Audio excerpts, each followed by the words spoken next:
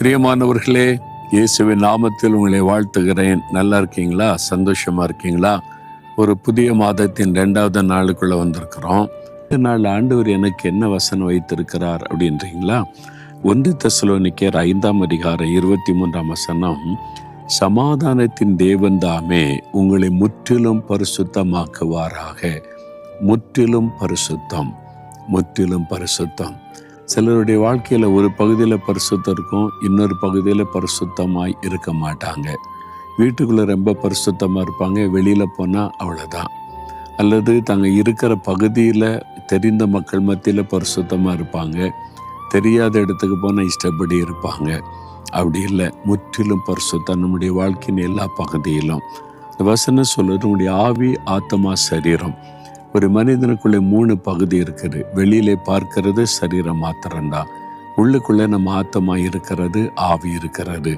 எல்லா பகுதியிலும் ஒரு பரிசுத்தம் காணப்படணும் என்பதா. ஏன் தெரியுமா? இயேசு சீக்கிரம் வரப்போகிறார். அவர் வரும் பொழுது நம்ம அவருடைய ராஜ்யத்தில் எடுத்துக்கொண்டு பரலோக ராஜ்யத்துக்கு போகணுமானா இந்த பரிசுத்தம் அவசியம். வெறும் பக்தியை வச்சு பரலோகத்தை போக முடியாது. நான் பக்தியாக இருக்கேனே, சர்ச்சுக்கெல்லாம் போகிறேன்னு, காணி கொடுக்குறேன்னு, அதை வச்சு போக முடியாது. பரிசுத்தம்.